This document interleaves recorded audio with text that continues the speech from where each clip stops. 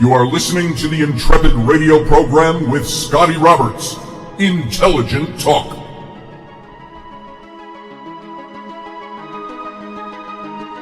Hey folks, welcome to my show, the Intrepid radio program. This is Scotty Roberts.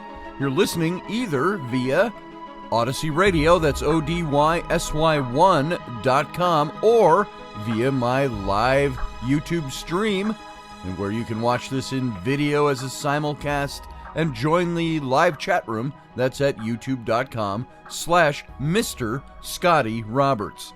Now, we've been talking about the Jinn the last few days, Friday, Monday, and Tuesday, and today I'm going to do one more episode on the Jinn, and I wanted to look up some more stories that might be out there. I think we're getting an idea of what the Jinn are like. And it's funny that all I had heard about the Jinn prior to doing these episodes was that they were very evil, they were the demonic, and that you stay away from them. Now, there are still warnings like that are out there from lots of people who have had encounters with them or know something about them. But what I have gleaned so far is that, and we've given some of this information already, but that the Jinn were, according to some religious traditions, were created. There were the angels, there were the humans, and then there were the Jinn. There was no Satan, there was no devils, there were no demons, but that the Jinn themselves comprise the demonic caste, and that they can be benevolent, they can be evil. They have free will to do as they will. Now this, I have always contended that it seems that our demons, the way we have understood them in Western tradition, in Christian tradition, Judeo-Christian tradition, are demons just evil characters that exist and all they do is evil.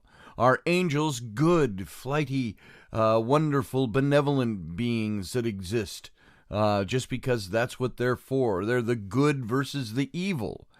And it seems to me that most of them, these types of beings, if they really do exist, and they don't just reside in our minds, and they're not tulpas that we create out of our imaginations and the energy we give them, but there actually is a caste of beings that exist outside the realm of the physical. Then were they put there by God? Were they something that was created by God to be the good and the evil, the yin and the yang? Or do they all, like humans, possess qualities of good, also qualities of evil? And we have that ability. There's any one of us listening to this broadcast that are here tonight that could be considered good people, or we might even consider ourselves good people. What are the things that would push you into doing evil or doing bad? We all have the capacity for it, or vice versa. We take a look at, there were some heinous characters throughout history, humans, who were incredibly evil people as history records them, yet they had their good qualities, and vice versa. And so all the things you find out about good people, that you find out the things they do when nobody's looking. So is the same true for all created beings, for all beings that came from, as the Jinn said, the originator, the one who made everything that is. And so do Jinn have that ability? Do they have a propensity to being evil, to playing mischief, to doing those things? And so those are the big questions that still hover around me for the Jinn. If my own experience with the entity that I encountered post-vision and through Chris Conway in Egypt, if that is a Jinn indeed, are they deceitful? Does knowing the name, as we talked about that whole notion, that whole idea that's an ancient idea, that if you know the name of a deity or a being, of a powerful being, that you can have power over them by knowing their name. And that's, of course, been watered down even into our fairy tales. when you look at stories like Rumpelstiltskin and so on, which I've mentioned before. It's the same theory. And so, are these entities there to wreak havoc? Is that their purpose? Is that who they are? According to some of the research I've done, the jinn they reproduce. I didn't even know that prior to doing this particular little series, is that they have the ability, they have male and female, the jinni and the jinnaya, or the genie and the jinniyah, I guess you can pronounce it either way, and that they reproduce, that they have offspring, that they have young jinn, but they are not part of the physical world. They are part of that, what we would call the spiritual world. So wrapping our minds around who the jinn are and what effect they can have on us is an interesting study and something that I certainly want to do more of. I could recommend the books by the late Rosemary Ellen Guiley. She wrote 2 books on the jinn. I would just go look those up on Amazon. She has some good information in those books. You can also just do simple Google searches and find information that's out there and try to find out more about them if you want to know more about them. Are these beings that govern the spirit world, so to speak? We also place them very firmly in the Arabic historical camp, that this is where they came from, the Arabic culture. But there are some stories that predate the Arabic culture. Are they only focused on the Arabic culture, the Middle East, Northern Africa, and these places? Or have they spread out through the world? Is that their point of origin? And like the jinn said to Wesselman when he encountered him at Menedat Habu, he said, "This is my place." Because he said, "Can you go other places in the world?" And he said, he was basically an answer that was kind of like incomprehensible. Why should I? This is my place. This is where I am. And is the what I was told through Chris Conway by what was most probably a jinn, and even Chris said he thinks it was a jinn. He said, "This is my place. When you are here in Egypt, I will connect with you, but nowhere else." But then I get the connection I had with him. It was that the same character? Was that somebody deceiving? There's the big question. And yet the outcome of that was one of almost benevolence, protection, and so on.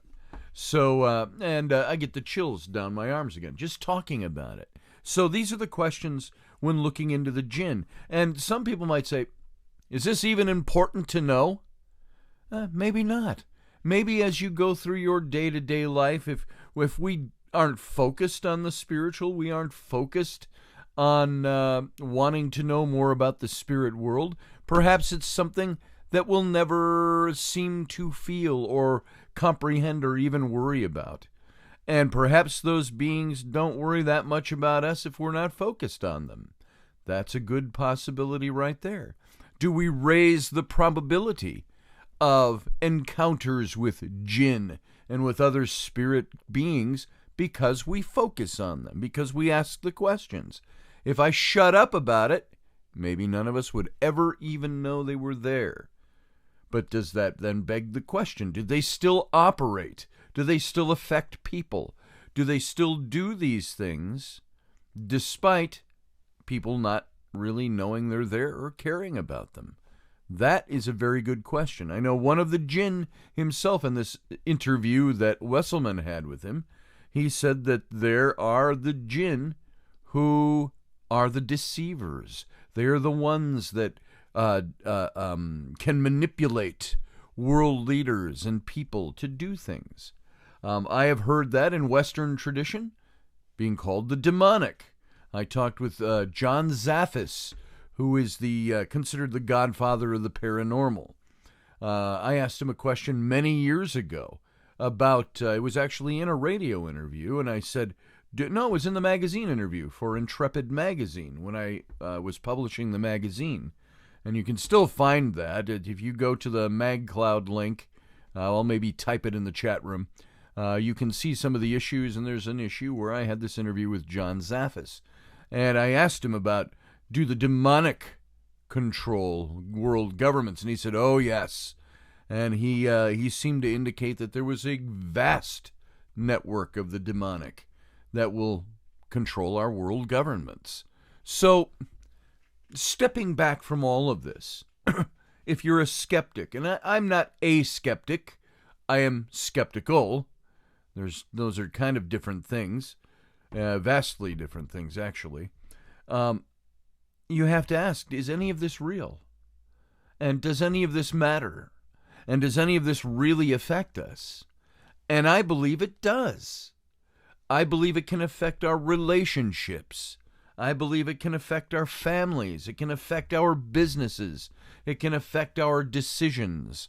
We saw in the little interview yesterday that Wesselman had with the Jinn out in the desert that it wanted to, according to Wesselman, now this is Wesselman's story, but according to him, this Jinn placed a curse on somebody who owed him money and had cheated him. And you say, have I ever had a curse placed on me?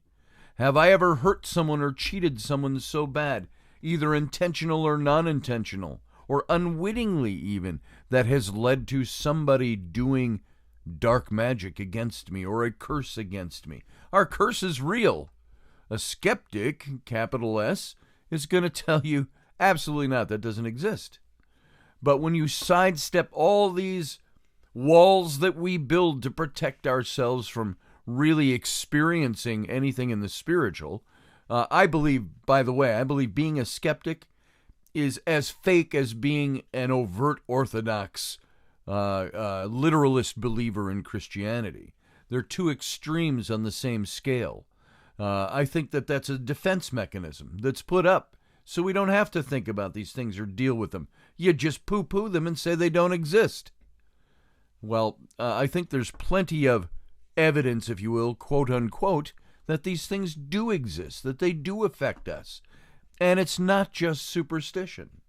I think superstition has at its core, at the headwaters of that superstition, a kernel of truth, if not a whole network of truth.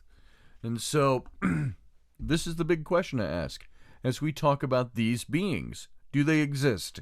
Why would they affect us here in America or in Australia or Great Britain or Germany or Africa? Why do they exist? If that's their source, was the Middle East, have they spread out? Did I, by way of invoking protection from that being I encountered in Egypt, draw him to America? Now, that sounds grandiose to put it that way. Did I draw him from one place to another place, a place he would not have been? I don't know exactly. I don't really know this. I would like to consult a shaman myself on this issue, to consult some good people who are more in the know about this than I am. And when I do that, I'm going to pass that information on. But right now, I wonder about these things and I question them. So what I wanted to do today was hit up a few more stories that are out there. Some of the accounts of the Jinn. There's accounts of strange military encounters with the Jinn. And I've heard this story before, and I found it over at Mysterious Universe. And we were going to hit on that a little bit. There's somebody who's got the title to his article is 16 Spooky Jinn Stories That Will Freak You Out. And it's subtitled, This Isn't Aladdin's Genie. Nope, nope, nope. Now, maybe not taking that very seriously and it's a BuzzFeed article, which makes me question a lot of what they do, but they put out a call to people to give their stories about Jinn. And they tried to, make it entertainment fair, and that's why the headline. But he put up a screenshot, this author, of the people that were responding. And a lot of the people that responded to his call for stories were all people of Arabic descent. You got a Zainab Chowdhury, a Zana Rahman, Anson Utku. You've got Sharesh Sarakan. You've got Aram Syed. And names like that are the people that are responding, saying things like, Yes, Jinn stories. Oh boy, do I have a few for you. My grandma used to tell the best. I know a lot from my mom.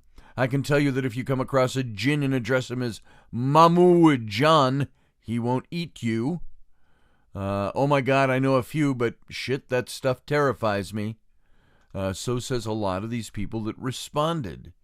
And then there were some who didn't want to invoke the demons. Get this out of my feed, said Joanna Bulyan and Ahmed Ali Akbar.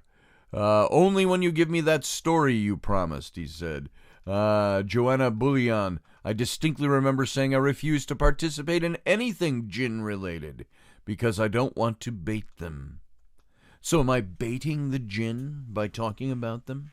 They obviously hear me. I obviously had a physical reaction yesterday to the things I was talking about. Was that the Jinn I encountered? Do I know him? No. Is he around me? I think so. I think he gets invoked. I had Sarah Soderlin. If you listen to Rocky's show with the Situation Room with Rocky and me, we have Sarah Soderlin on once a week. And about the time I found those photos I showed you again yesterday, she communicated with me that she says, Scotty, what's going on in your life? She says, I get this overwhelming feeling that you are invoking something, that you are calling something in. And after we talked, she thought this may have been part of it. Somebody said, please find out the best practices for living Jinn-free, and then maybe I'll listen to the stories. Can you please at least give Ahmed a response? And don't bring that devil nonsense into my house, says Rawan. So there were all kinds of submissions to this guy at BuzzFeed. And he said, we've got a bunch of submissions in text and in audio. And he took the best of them and put them down below here. Let me read through some of these. These are just paragraph-type responses that were given. Does anybody have good Jinn stories? Number one was, one time my mother-in-law was sitting in her bed. She looked over and saw a woman sitting in the chair next to her bed with long pointy fingers and a face with very sharp angles. She was so frustrated and annoyed with the jinns, they see a lot in their house and they're no longer afraid, just really annoyed by them, that she reached out and grabbed the jinn by its wrist. She yelled, "Get out! I'm tired of you! Get out!" And it started to try to pull its wrist away and eventually tried to bite her hand because she wouldn't let go. And she pulled her hand away before it bit her and the jinn vanished. This is from Sakina Blue. Another one is The Jinn and the Locket. At my boarding school, we had a few cases of bullying. In one instance, a bully broke a chain on a student's neck. As soon as that happened, the girl started to speak in a male voice while her body contorted in strange positions. This sounds very demonic by what we in Western tradition, Christian tradition, would call demon possession. And she said it was a jinn. It said it was a jinn and had traveled from a faraway place. Meanwhile, the bully's tongue swelled and almost prevented her from breathing. Long story short, teachers were called into the room.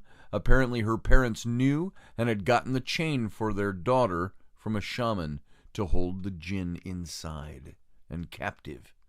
And this is from Temitop Barakat Lawal. I'm going to keep going on with these short accounts here. Communing with children.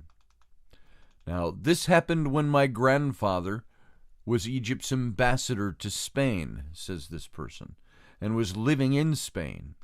I was 2 years old at that time. My mother said she would see me standing by the staircase, constantly talking to someone, and later she would put me to bed. I would stare out the door and say, "Tic-tac, tic-tac." Later on, my grandmother mentioned to my mom that she thinks I might be seeing spirits in the house. And when we were talking about it, my grandfather said that the TV in his room would turn on and off sporadically, and that sometimes could see shadows running across the balcony through the slits of the blinds. My grandmother said that it's that it's known little children and animals can see spirits. So when they saw me talking to something, they assumed there were spirits in the house, and I was the only one who could communicate with them. Now, I think that that's very true. I think we've experienced it in our own family. However, was this a jinn? Don't know. In accordance with some Islamic and Arabic culture, there is nothing else but jinn. There are spirits of the dead, though. Maybe that's what they experienced. Another story says, this is an old Persian story. One day a lady goes to the public bathhouse. She pays the attendant and goes inside. And once inside, she notices someone in the room with her. She looks down at their feet, but instead of feet, the person has hooves. The lady freaks out and runs outside as fast as she can. She rushes to the attendant, tells her that she saw someone with hooves instead of feet. The attendant looks at her, lifts up her skirt, and asks, "Like these?" That's an old Persian tale. So, let's see. Number 5 that I've got on this list, the busybody. This person says, I grew up in an Arab household with many Arab family friends, so I've heard many scary jinn stories. A family friend of mine claimed that she went to bed one night and her whole house was a mess. By the time she woke up, her whole house was clean. It's almost like the shoemaker's elves, if you remember that story. For some reason, that freaked me out when I was little. Every night I made sure that my room was clean so that jinns wouldn't clean it for me. Nowadays, being a wife and a full-time college student, I could only pray that a jinn would clean my house for me. And what the heck, cook dinner as well. You know what? I wouldn't mind one of those jinn being around here. Oh, I'm not invoking. So, be careful what you say, they say. But wouldn't it be nice to wake up and find your house always clean? That would be a godsend. If jinn do that, I'm all on board. So how about the night whispers? There's this story. A few years ago, when I was on my 3rd trimester of pregnancy, I would only be able to fall asleep when dawn came. Just as I was about to fall asleep one night, I felt pressure on the end of my bed near my feet, as if someone very heavy sat on the bed, which was weird because I didn't even hear anyone come into the room. No creaking door, no footsteps. Just then an eerie voice spoke straight into my mind. The language was unintelligible and distorted. I knew it wasn't human, but to my surprise, I understood what it was saying. My brain processed it easily, as if I had learned the language somewhere in the past. It asked me to pray my morning prayer. I was too sleepy and too scared to actually open my eyes. What if its face was suddenly right in front of my nose? So I responded in my head, communicating without actually opening my mouth to say a word. Later, please, I'm so tired, I didn't get to sleep. After I said so, the weight on the end of my bed lifted. The air, which was previously heavy with presence, became light and clear. I opened my eyes a little and saw the earliest morning light gleam through my window. My door stood still. No one came in or out, and I fell back to sleep. And there's one last one before we're going to have to go out to break, the landlord. So apparently in Saudi, my aunt lived in a house that was always being visited by a particular jinn who used to annoy her family. Once she was lying in bed at night with her husband. She felt that something was off, and when she left the room, she found her husband watching TV on the sofa. When they went back to the bedroom to confront the jinn, it just laughed and went away.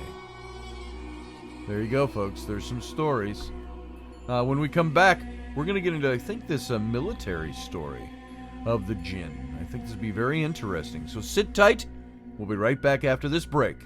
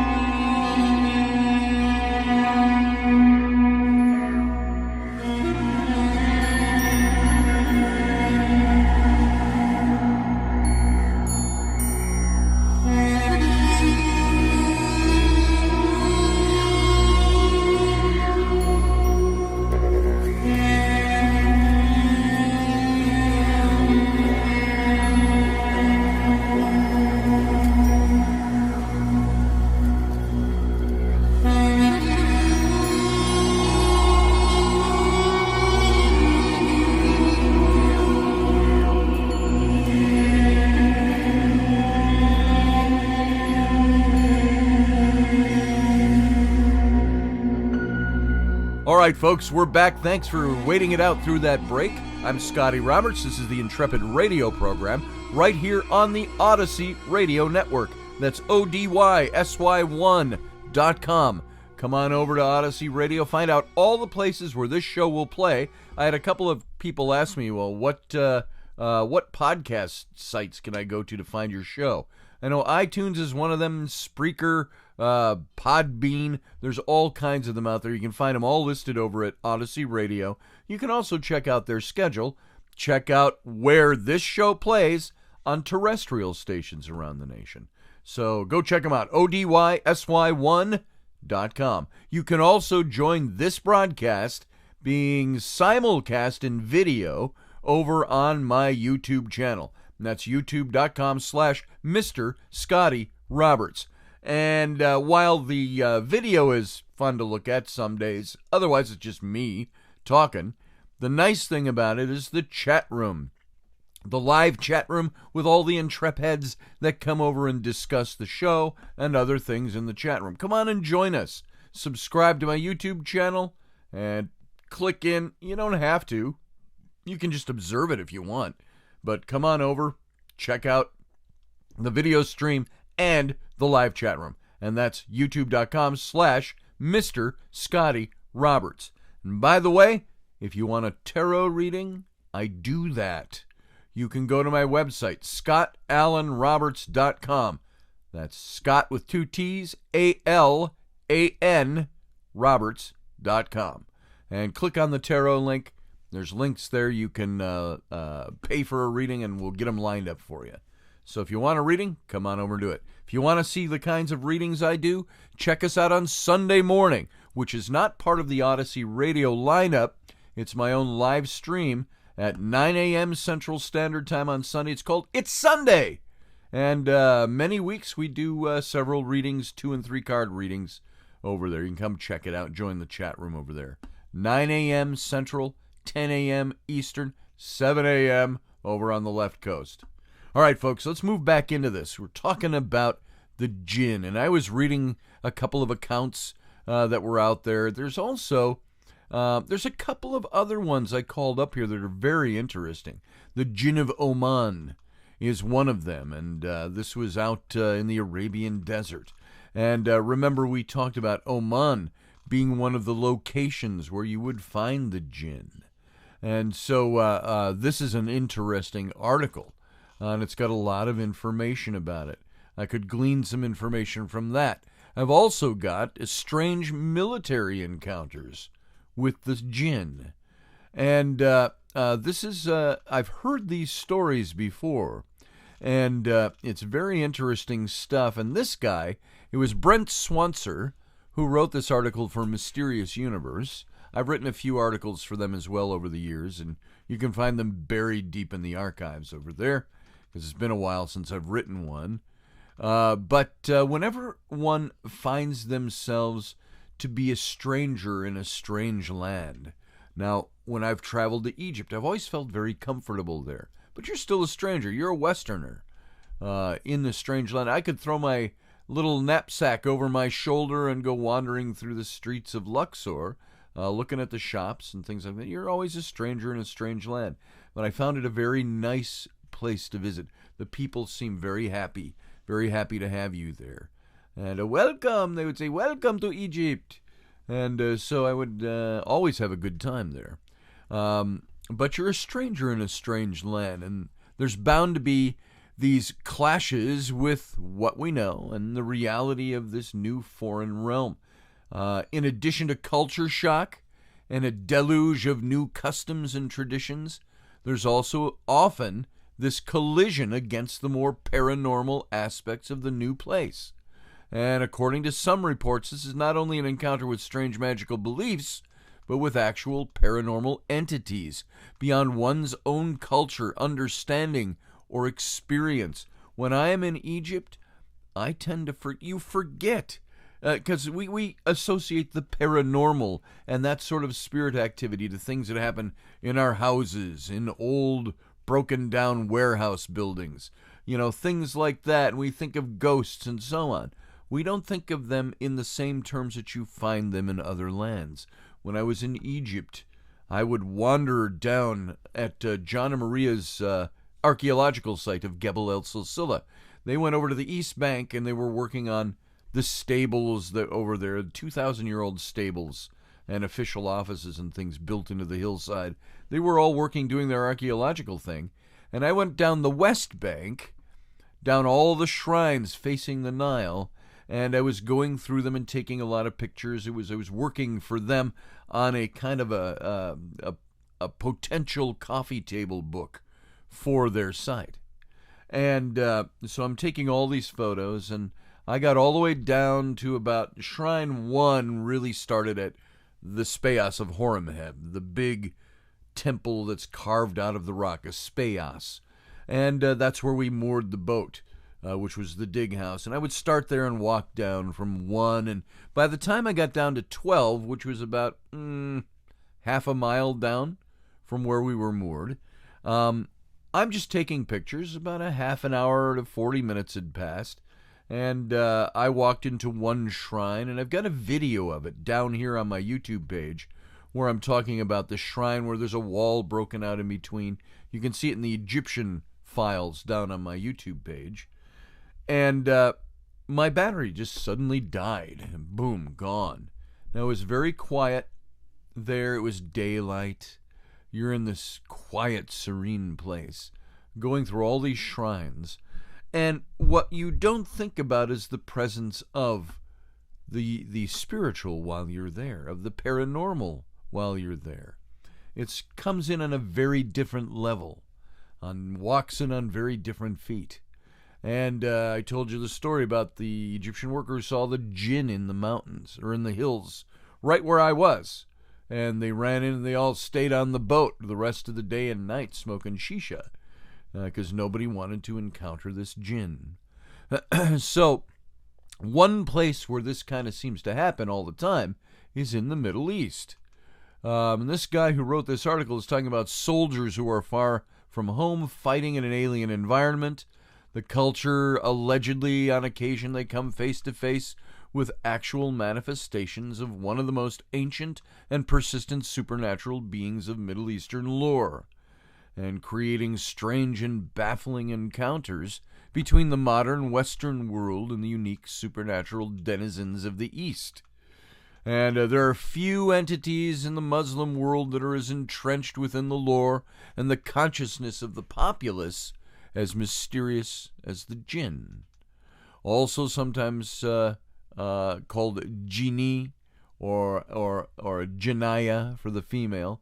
The word basically means to hide or be hidden, and these entities are described by the Quran as being formed by Allah of scorching wind and smokeless fire, whereas the angels were formed of light and mankind of clay. And in the wake of their creation, the Jinn were punished after being caught eavesdropping on the angels, and they were banished to the earth, where they're said to inhabit an invisible parallel realm to our own. Now, in Western tradition and literalist Christianity, it was the beings that were cast down to the earth were the neutral in the war in heaven. Too good for hell, too bad for heaven. And so they were given the realm of the earth.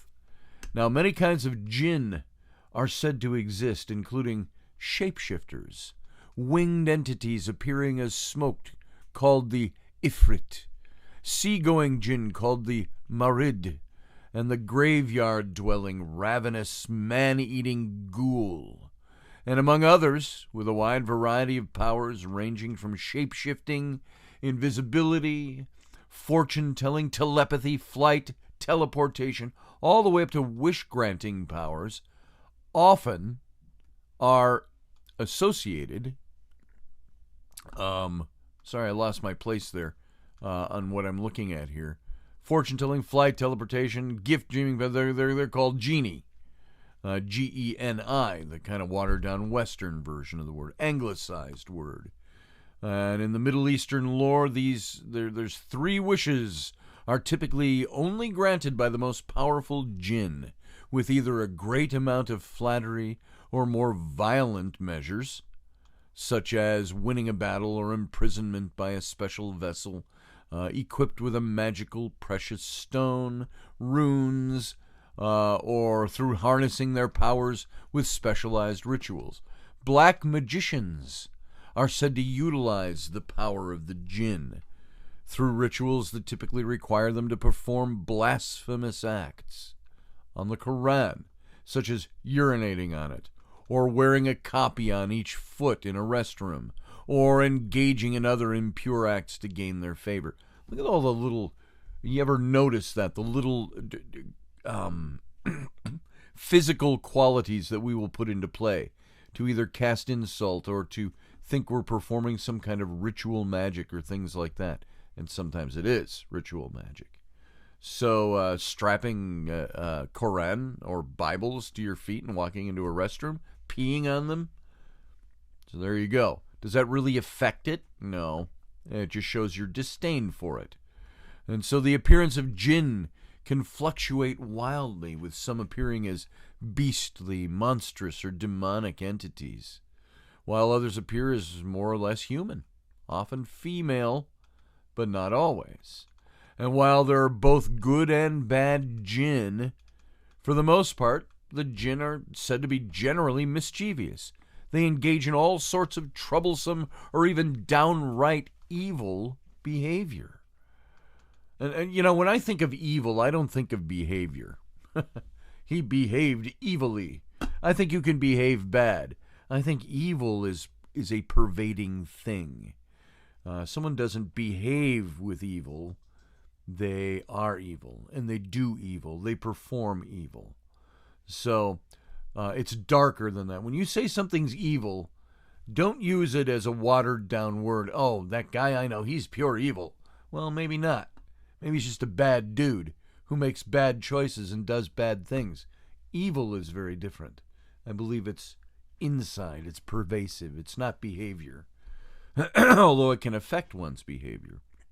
So one favorite trick of the jinn is said to be to take the form of whatever is most likely to distract someone in order to lead them astray. So that theory or that notion, that idea in that theology seems to state that the jinn's purpose is to distract you, to lead you astray, and they'll take a form to do that. They're also known to lie, to deceive, to manipulate humans, and even to possess them on occasion. So like I asked at the beginning of this program, are the encounters I've had, are they deceptions? Or are they real? Are they truthful? Same with Wesselmann's experience with the jinn. Was it a deception? Or did he indeed, because he knew the name, have some sort of power over it? So, was it genuine? Are they there to be demonic? Are they evil, innate? And so, many cases of what the West would call demonic possession are more often than not blamed on the jinn in the Muslim world. Jinn can also hold the power of suggestion over human beings. They can cause them to do bad deeds. These were the deceivers that the one jinn spoke about with Wesselmann. He mentioned this. They can even drive them mad or to suicide, and with it sometimes claim that suicide bombers had jinn whispering in their ears. In fact, it's said that every person, and of course we'll never know, because they're dead, they suicide bombed. But it's said that every person has a genie that follows them around at all times, with the main purpose of trying to lead us astray or to corrupt us, becoming free to roam the earth when the person they're bound to dies. And so even the lucky few who are granted wishes by these entities are warned to be very careful with the wording of their wishes, as the jinn take great satisfaction and pleasure in interpreting these wishes extremely literally, or warping them in such a way that the end result is not what the person wanted at all. It's like saying, I want to be fabulously rich. So you end up with vast riches, but at the same time, the vast riches come from you being, cancer-ridden, riddled, and being able to have your body examined, so a cure for cancer, and you become filthy rich for 2 days. There's things like that. You can think of any hypothetical type of story. So while this may all sound like pure religious legend and folklore, there's many Muslims, especially the less educated or those from rural areas, that strongly believe that the jinn are real. And why is this only in the less educated? I think it's because the more educated, it's like when I was in church work, we found the richer someone was, the more educated someone was, the more established in life someone was, the less they needed God. And so maybe it's the same with understanding of the jinn. Is the more educated you are, the more you pull yourself out of situations and you're moving on to all the affairs of life. And perhaps the jinn are still there just as strongly. God is still there just as strongly in the lives of people who move on from him, but they just don't recognize him anymore. They don't. Our society has become secularized in this way. So all manner of paranormal phenomena are such as ghosts, fairies, demons, alien encounters, and even strange creatures or cryptids such as the Yeti, Bigfoot, things like that, are often attributed to being the jinn in disguise. Sightings and encounters with them are common, and there are unfortunately many cases of actual murders, executions, lynchings, instigated because of this belief in their existence, not unlike the witch hunts of old. Now, one such incident happened. Now, we're getting this guy's article. He talks about in the Kikandwa district of central Uganda, where the Muslim populace became convinced that a genie was going around terrorizing people and raping women. One day, a disheveled woman emerged from the wilderness and was immediately attacked by locals who thought that she was the genie in disguise. Now, that's how superstition can take you in very bad directions. She was beaten to within an inch of her life, and even the police turned out to be joined in the assault. And they shot her dead. They killed her. And the woman turned out to be a distraught villager who'd been desperately searching for her missing husband. But to those who had killed her, she was a jinn. There was also the previously mentioned use of black magic that uses the power of the jinn, which is highly illegal by Muslim law and will bring swift execution, usually without any sort of trial. In fact, there's a shocking number of people executed for the crime of consorting with the jinn every year, right up to the present day. Now, while considering the deep cultural connection to the jinn in Muslim countries, it might be tempting to take this all as merely superstition, which we've already mentioned. But Westerners have also had rather spooky alleged encounters with what appear to be jinn as well.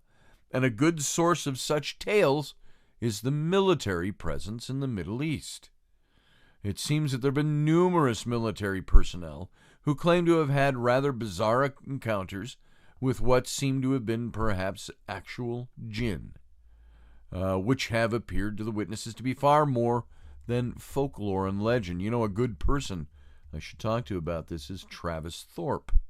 Many of you know who he is. He's been on my show and Rocky's show in the past.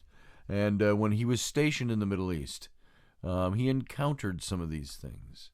So now one such report comes from June of 2003 from a soldier who'd been stationed in Mosul, Iraq, with the United States Army and the infantry with the 101st Airborne. And according to the witness at the time of the incident, he had just been involved in helping to suppress a riot that had broken out with locals unhappy with the corrupt local police. And in order to protect the police, squads of the army were deployed to various police stations for their protection, and the witness happened to be in one of these squads one evening, keeping watch on a 3-story police building located in a cramped section of town. It was zigzagged by narrow roads barely wide enough to drive through, and the witness describes what happened on his watch like this. Here's his description. Now, this is a verbatim description from this witness. He said, "Myself and 2 other guys from my squad were sitting on the balcony of the 2nd floor of the station, pulling security on our shift. It was sometime in the night. If I had to guess, I would say it was sometime around 02:30. While on guard, we would use the lights on our rifles to illuminate any car that drove by so we could see if there were any sort of weapons in the vehicle and stuff like that. We heard a car driving toward us from one side of the road on the mosque. And so we got ready with our lights to illuminate the car when it came into view. Once we saw the car, we shined our lights into the vehicle, directing the light toward the driver. The driver had a typical reaction to the surefire light, which is blindingly intense, by squinting his eyes and attempting to look away from the light. The passenger had a much different reaction. His eyes seemed to glow with intensity by the light. He stared right back at the light, almost looking through it and at us. He was very eerie. At the time, the best we could describe his eyes were that of a cat in the dark, with a flashlight shined in its face. I've never heard of a person's eyes being able to reflect light like that before, or anything you could purchase to do such things, especially a second or a third world country. Now, that was his whole report. That was what he wondered about. Is this something mysterious? So another possible report dealing with Jinn was relayed by a U.S. soldier deployed to a place called FOB, Forward Operating Base, Endurance, in Iraq, which was more or less composed of just some simple tents and airplane hangars that had been taken over from the Iraqi forces.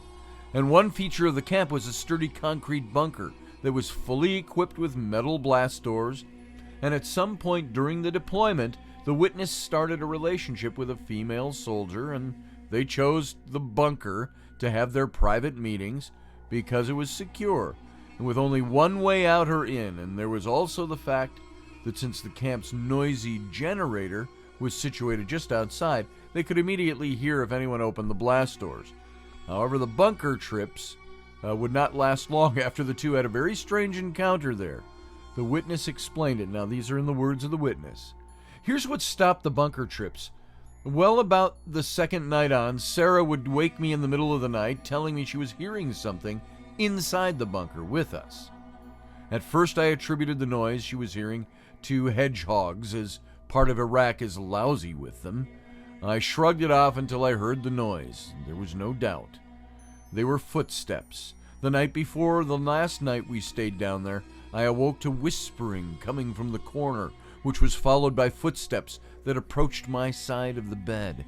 I woke Sarah and reluctantly turned my flashlight on, fearing what came next. But there was nothing.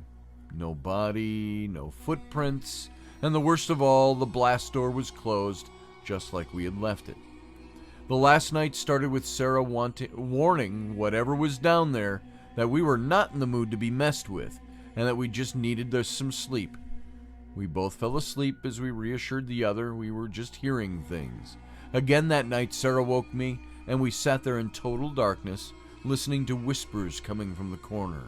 2 different voices, followed by footsteps approaching our bed.